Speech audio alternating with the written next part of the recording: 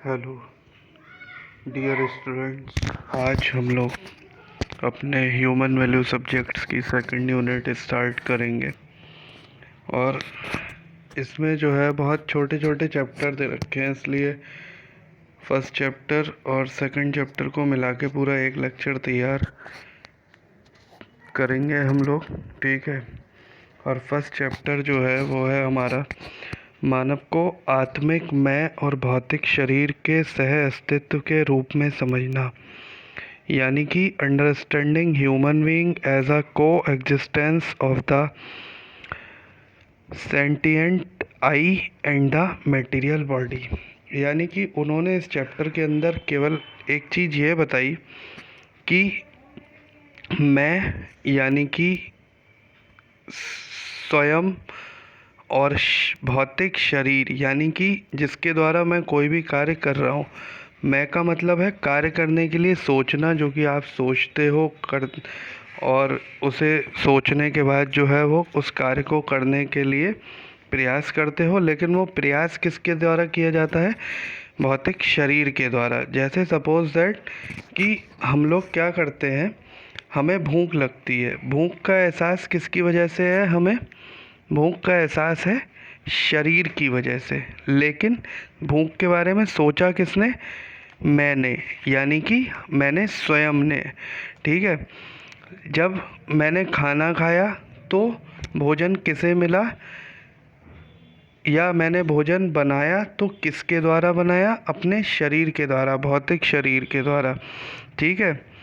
लेकिन यदि मुझे भूख लगी तो भूख लगने का निर्णय क्या है? वो मेरा स्वयं का है, ठीक है। मेरा स्वयं का होने का मतलब कि मेरे द्वारा सोचे जाने वाले जितने भी कार्य हैं वो तो मैंने करे, ठीक। लेकिन उन कार्यों को करने के लिए जो प्रयास किए गए वो किसने किए? मेरे शरीर ने किए। जैसे कि मान लीजिए आपको किसी चीज़ को लेने बाज़ार जाना है, ठीक। तो चीज़ की आवश्यकता का निर्णय किसने करा? आपने, यानी कि आपके मस्तिष्क ने। वो क्या है? मैं। लेकिन बाजार तक जाने के लिए कार्य किसने किया? आपके पैरों ने। तो वो क्या है? वो भौतिक शरीर है, ठीक है।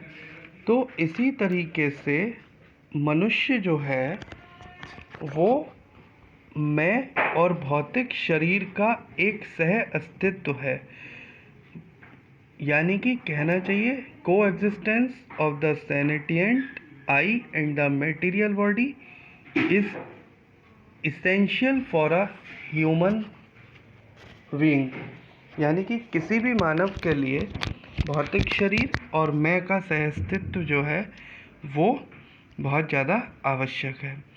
दूसरी एक चीज़ क्या आती है कि अस्तित्व के प्रत्येक स्तर पर हम, जैसा कि फर्स्ट यूनिट में पढ़ते चले आए, कि मानव जो है वो 4 स्तर को बिलोंग करता है। पहला कौन सा? प्राकृतिक, यानी कि नेचुरल। दूसरा कौन सा? सामाजिक।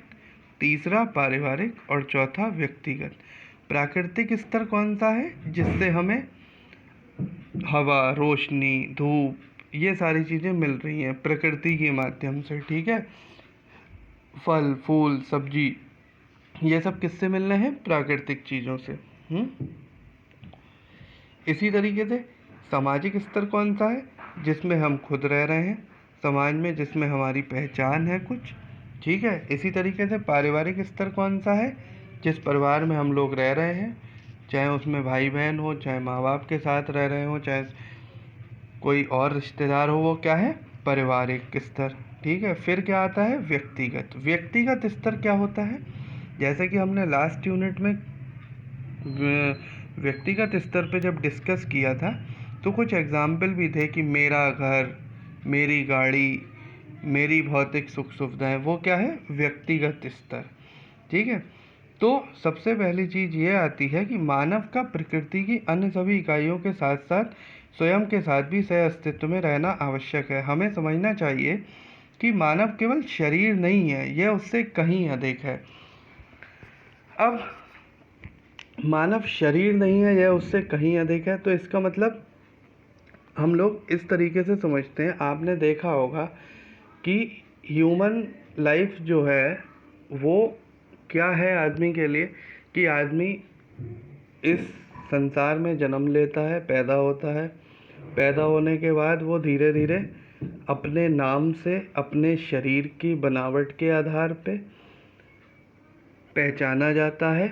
ठीक है, बड़ा हो जाता है। बड़ा होने के बाद क्या होता है, वो अपने अच्छे कर्म या बुरे कर्म जो भी हैं वो करता है, और करने के बाद एक दिन जो है वो इस संसार से, इस दुनिया से चला जाता है। अब जाने के बाद आदमी की अगर पहचान की जाए तो किस तरीके से की जाती है? उसके नाम से, उसके अच्छे कामों से। ठीक है ना? तो इसका मतलब क्या हुआ? इसका मतलब ये हुआ कि शरीर और मैं दोनों ही ज़रूरी हैं। अगर मैं नहीं होगा तो कोई भी व्यक्ति जो है, कोई भी मानव जो है, वो कभी भी क्या करेगा, किसी भी कार्य को करने के लिए सोच नहीं पाएगा। ठीक है, कार्य को करेगा नहीं। और अगर शरीर नहीं होगा तो जिस कार्य को उसने सोचा है, उस कार्य को करने का सोचा है, उस कार्य को नहीं कर पाएगा। इस तरीके से क्या है कि मानव जो है वो भौतिक शरीर और मैं दोनों का एक सह अस्तित्व है। ठीक है। दूसरी चीज, मैं और शरीर के बीच में क्या होता है, सह अस्तित्व किस तरीके से बनता है? सूचनाओं के आदान प्रदान से। सूचनाओं का आदान प्रदान क्या है कि जैसे उन्होंने एग्जाम्पल भी दिया है आगे कि बाजार जाने का निर्णय मैं द्वारा लिया गया, यानी कि मैंने सोचा, आपने सोचा बाजार जाने के लिए। स्कूल जाने का निर्णय, जो स्कूल में जाके पढ़ाई करने का निर्णय आपने लिया, या पढ़ाई ना करने का निर्णय आपने लिया, लेकिन उस पढ़ाई को करने के लिए किया गया कार्य किसके द्वारा किया गया? आपके शरीर के द्वारा। आप पैरों से स्कूल गए, हाथों से आपने वहाँ जाके पढ़ाई करी, उसमें दिमाग लगाया, तो ये सब किसका काम था? शरीर का। ठीक है। इसी तरीके से उन्होंने बताया भूख लगने पर भोजन करने का निर्णय मैं करता है। ठीक, यानी कि हम स्वयं कर रहे हैं, जबकि भोजन को बनाने से लेकर खाने तक का कार्य मैं के निर्देशानुसार किसने किया? शरीर के विभिन्न अंगों ने किया। यानी कि मैं और शरीर के बीच में सहअस्तित्व कब होगा? जब सूचनाओं का आदान प्रदान होगा। ठीक है। इसीलिए मानव जो है वो इन दोनों इकाइयों में और शरीर का जो है वो सह अस्तित्व है। और इस सह अस्तित्व के निहितार्थ को समझने के लिए पहले मैं और शरीर की अलग अलग विशेषताओं पर ध्यान देना आवश्यक है। इस बात पर जोर देने के लिए मैं शब्द उसी इकाई की बात कर रहा है जिस पर विशेष ध्यान दिया जाना चाहिए। अब मैं क्या है? जीवांत व भावुक इकाई, प्रत्यक्ष दृश्य नहीं है, मानसिक गतिविधियों का भाग है। यानी कि मैं को कभी देखा नहीं जा सकता, लेकिन शरीर को देखा जा सकता है। शारीरिक गतिविधियों को देखा जा सकता है। आप कैसे चल रहे हो, आपके हाथ कैसे हैं, आपके पैर कैसे हैं, आपके चेहरे की बनावट कैसी है, यानी कि ये सब चीज़ें शरीर की देखी जा सकती हैं। लेकिन मैं जो है उसका कोई भी प्रत्यक्ष दर्शन नहीं है। जीवन में केवल वो एक ऐसी इकाई है जो कि हमारे मानसिक गतिविधियों का वाहक है, मानसिक गतिविधियों पर निर्भर है। ठीक है। तो मैं और शरीर में इस प्रकार की विभिन्नताएं हैं। ठीक। अब उन्होंने बताया कि मैं और शरीर सहअस्तित्व में रहते हैं और दोनों के बीच सूचनाओं का आदान प्रदान होता है। हम इन दो इकाइयों की आवश्यकताओं, गतिविधियों और विशेषताओं में अंतर कर सकते हैं। आगे आने वाले अध्यायों में हम निम्न 3 बिंदुओं पर चर्चा करेंगे जिन्हें अब हम आसानी से समझ सकते हैं। मैं और शरीर की आवश्यकताएं अलग हैं, यानी कि मैं की आवश्यकता अलग है, मेरी मस्तिष्क की जो भी गतिविधियां हैं उनकी आवश्यकता अलग है, और शरीर की आवश्यकता अलग है। मैं की आवश्यकताएं निरंतर हैं, लेकिन शरीर की आवश्यकताएं निरंतर नहीं हैं। मैं की आवश्यकताएं निरंतर होने से मतलब क्या है कि मैं ये तो हर समय सोच सकता हूँ कि मुझे ये खाना है, मुझे वो खाना है, मुझे यहाँ जाना है, मुझे वहाँ जाना है, लेकिन शरीर की आवश्यकताएं निरंतर क्यों नहीं है? क्योंकि शरीर उतना ही कार्य कर सकता है जितना उसमें क्षमता है। इसीलिए कहा भी जाता है कि हर किसी की बॉडी की कैपेसिटी अलग अलग है। कोई ज़्यादा वजन उठा सकता है, कोई कम वजन उठा सकता है, कोई ज़्यादा दूरी तक पैदल चल सकता है, कोई कम दूरी तक पैदल चल सकता है। तो इस तरीके से मैं की आवश्यकताएं जो हैं वो निरंतर हैं, लेकिन शरीर की आवश्यकताएं जो हैं वो कभी भी निरंतर नहीं है। तो फिर इसके आगे हम लोग जो है वो सेकंड चैप्टर जो स्वयं यानी कि मैं और शरीर की आवश्यकताओं को समझना, सुख और सुविधा, ठीक है, इसे स्टार्ट करते हैं। तो understanding the needs of self, I and body, सुख सुविधा, यानी कि आई और शरीर की आवश्यकताओं को कैसे समझा जाए। तो उन्होंने बताया कि जैसा कि हम पूरी तरीके से जान चुके हैं, मैं और शरीर का सह अस्तित्व है, यानी कि मैं और शरीर दोनों एक दूसरे के साथ जुड़े हुए हैं, परंतु ये एक दूसरे से पूर्णतः अलग अलग भी हैं। भाई अलग अलग भी हैं और जुड़े हुए भी हैं। अब हम डिटेल में ये जानने का प्रयास करेंगे ये एक दूसरे से कैसे अलग हैं। तो मैं की आवश्यकताएं जो हैं वो शरीर की आवश्यकताओं से कई प्रकार से अलग हैं। इसके लिए क्या करना पड़ेगा, हमें मैं और शरीर की अलग अलग विशेषताओं और आवश्यकताओं की पहचान करनी होगी। जैसे मैं में क्या आता है, अब हम लोग देखो आवश्यकताएं क्या, सामान्य आवश्यकताएं क्या होती हैं मैं की, जैसे मेरा सम्मान, मेरा सुख, मेरा विश्वास, इस तरीके से जितनी भी चीज़ें हैं, जितनी भी ये मानसिक गतिविधियां हैं वो क्या हैं, मैं की आवश्यकताएं हैं सामान्यतः, ठीक। लेकिन शरीर की बहुत सामान्य आवश्यकताएं कौन सी हैं, जो भौतिक आवश्यकताएं हैं, जिन्हें देखा जा सकता है, जिन्हें देखने के बाद यदि वो शरीर को नहीं मिले तो शरीर की क्षमता पे प्रभाव पड़ेगा, और यदि शरीर को मिल जाती हैं वो सारी चीज़ें तो क्या होगा, शरीर हमारा समृद्ध होगा। यानी कि वो भौतिक आवश्यकताएं कौन सी हैं, भोजन, कपड़े, मकान आदि, इस टाइप की जितनी भी आवश्यकताएं हैं वो क्या हैं, भौतिक।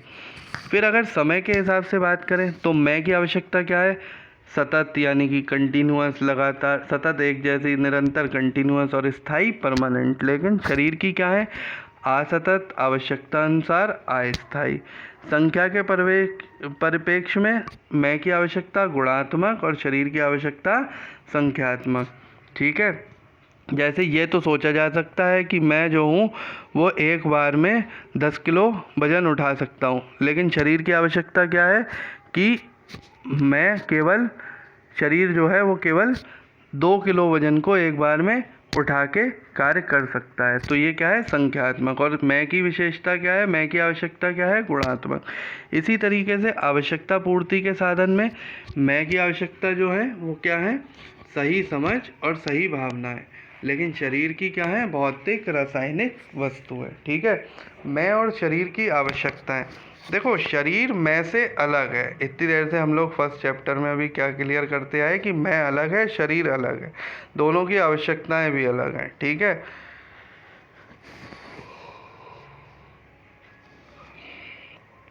इसलिए उनकी आवश्यकता, उन्होंने कहा शरीर और मैं से, शरीर मैं से अलग है, इसलिए उनकी आवश्यकताएं भी अलग अलग हैं। उदाहरण के लिए जब हमें भूख लगती है तो शरीर जो है वो भोजन की इच्छा करता है ताकि शरीर को पोषण मिल सके।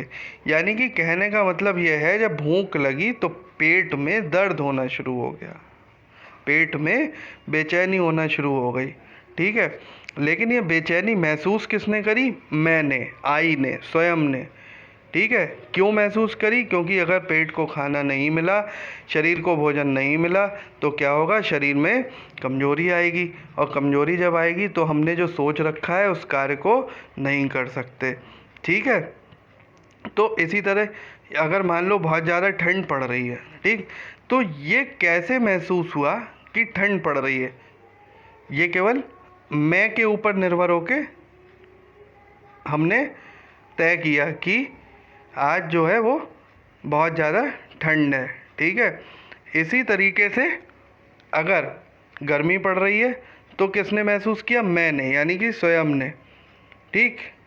तो जब ठंड पड़ी तो क्या हुआ, हमें कपड़ों की ज़रूरत पड़ी, और जब गर्मी पड़ी तो हमें क्या पड़ा, ना के बराबर कपड़ों की ज़रूरत पड़ी। ठीक है, तो इसलिए मैं और शरीर की आवश्यकताएं एक दूसरे से अलग अलग हैं।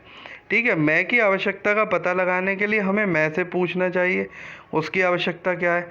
अर्थात मैं की आवश्यकता जब शरीर की आवश्यकता से अलग होगी तो मैं की आवश्यकता का उत्तर होगा प्रसन्नता।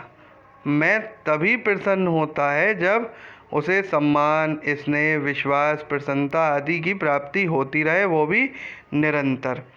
अभी हमने लास्ट चैप्टर में, वो लास्ट यूनिट में क्या पढ़ा था कि दो टाइप के हमने विचार पढ़े थे, सकारात्मक और नकारात्मक। ठीक है, सकारात्मक कौन से थे? सम्मान, प्रेम, विश्वास आदि।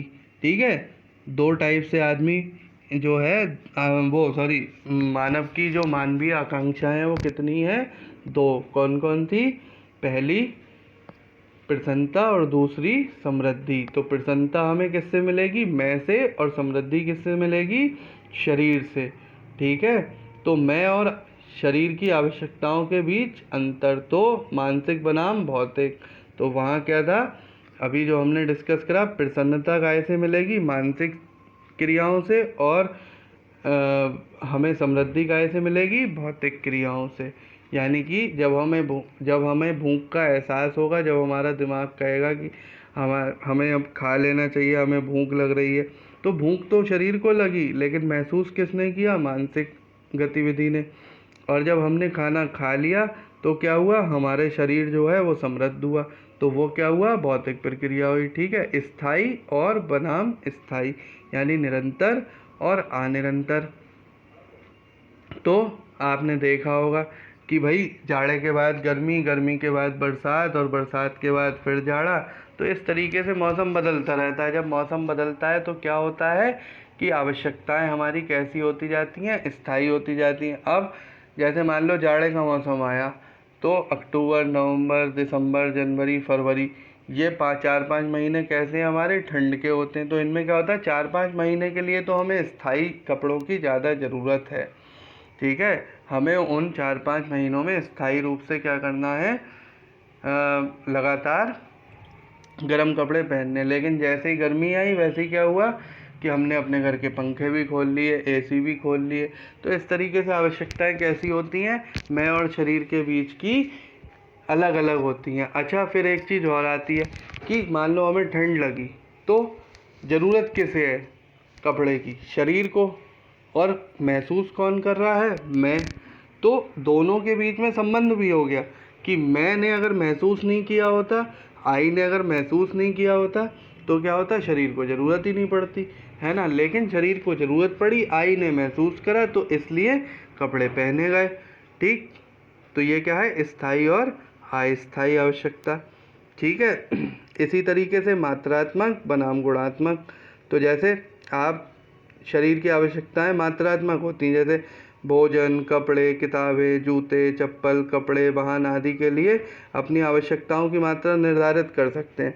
संख्याएं बड़ी या छोटी भी होती हैं, लेकिन वे मात्रा में सीमित हैं। उदाहरण के लिए आप एक दिन में केवल 6 से 10 रोटी खा सकते हो, जबकि आपके किसी मित्र को एक दिन में 8 की आवश्यकता हो सकती है। आपको यात्रा करने के लिए साइकिल की आवश्यकता होती, किसी को इसी यात्रा के लिए कार की आवश्यकता हो सकती है। लेकिन हम जिन साइकिल या कारों का उपयोग करने जा रहे हैं उनकी संख्या फिर से सीमित होने जा रही है। ऐसा नहीं कि हमें असीमित मात्रा में साइकिलें या कार चाहिए, है ना। हमें जो भौतिक सुविधा चाहिए वह मात्रा में सीमित होनी चाहिए। इसे सत्यापित करने के लिए आप जो है जिन चीज़ों का उपयोग करते हो और उन्हें देखते हो कि क्या कुछ ऐसा जो शरीर के लिए आवश्यक है जो मात्रा में असीमित है, इस बिंदु को सत्यापित करना आसान है। इस हम में से हर कोई इसे कर सकता है। कैसे? जैसे भौतिक वस्तुएं कौन सी होती हैं? मकान, car, motorcycle, scooty, dinner set, यानी कि जिन चीज़ों का हमारा शरीर उपभोग कर रहा है। अगर आप कार में बैठ के कहीं यात्रा करने जा रहे हो तो क्या है? आपके शरीर को आराम मिल रहा है। वही अगर आप साइकिल से जा रहे हो तो क्या हो रहा है? आपको मेहनत ज़्यादा करनी पड़ रही है। ठीक है, तो इसी तरीके से जो है ये हमारी भौतिक सुख सुविधाओं की जो है वो एक लिस्ट है। ठीक है, फिर दूसरी एक चीज़ और आती है कि हम ये देखते हैं कि भौतिक सुविधाएं सीमित मात्रा में ही आवश्यक हैं। अगर हम बिना सीमा के भौतिक सुविधाओं का उपयोग करने की कोशिश करते हैं तो क्या होगा, तो इसे उदाहरण से समझते हैं। देखो, रवीश 1 घंटे में जाता है और अपने पसंदीदा लड्डू देखता है। भूखे होने के कारण लड्डू बहुत स्वादिष्ट लगते हैं और वह इसे खाना शुरू कर देता है। वह अपनी भूख को संतुष्ट करने के लिए 5 से अधिक लड्डू खा लेता है। ठीक, वह स्वयं को रोक नहीं पाता है और 3 लड्डू ले आता है। लेकिन जैसे जैसे उसका पेट भर जाता है वैसे वैसे स्वादिष्ट लड्डू क्या होते हैं, बेस्वाद लगने लगते हैं।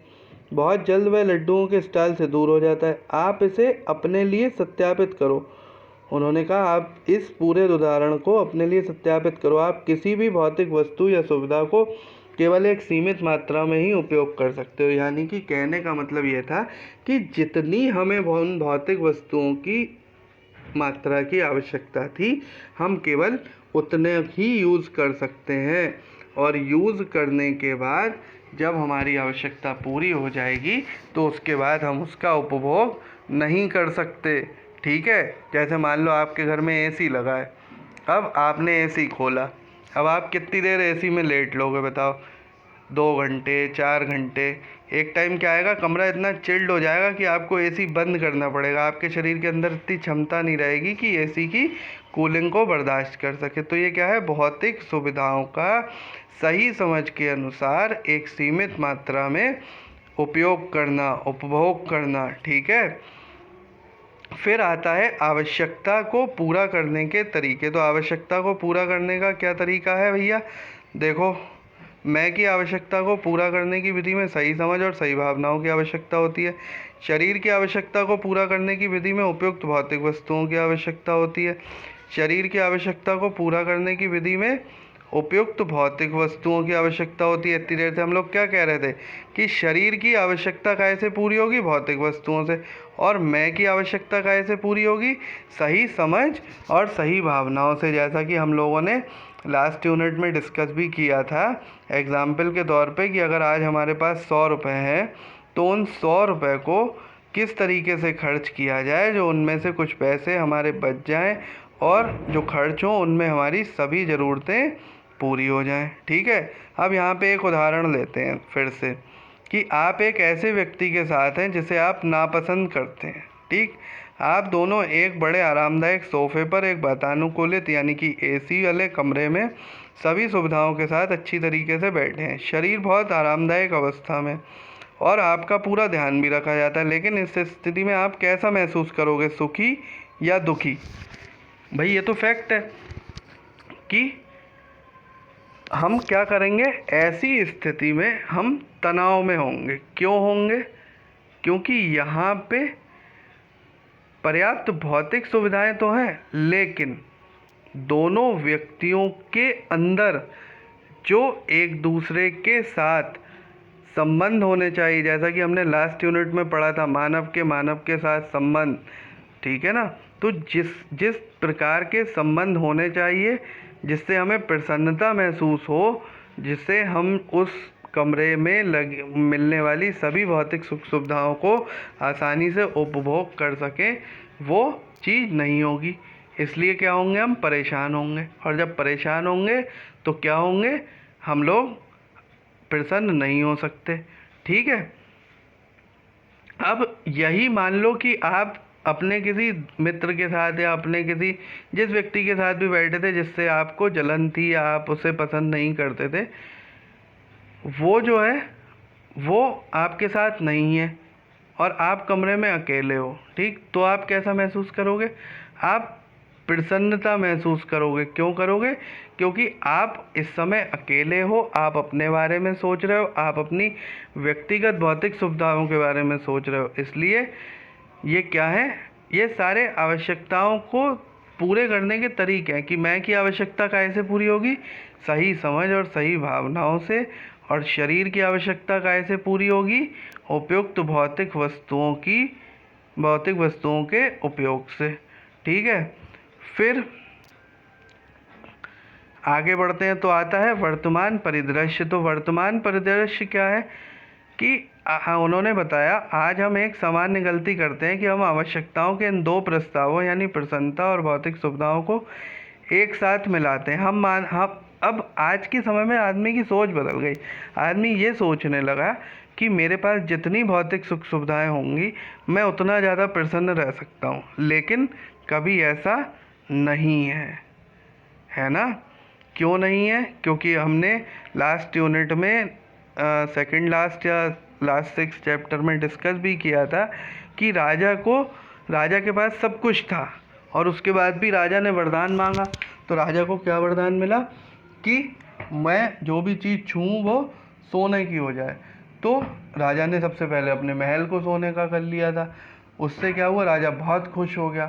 फिर उसने अपने दरबार के किसी व्यक्ति को छुआ तो क्या हुआ, वो भी सोने का हो गया। राजा बहुत खुश हो गया। लेकिन कुछ दिन बाद राजा की बेटी ने ही राजा को जब छुआ तो वो लड़की भी सोने की हो गई राजा की। तो उससे क्या हुआ कि राजा जो था वो बहुत ज़्यादा दुखी रहने लगा।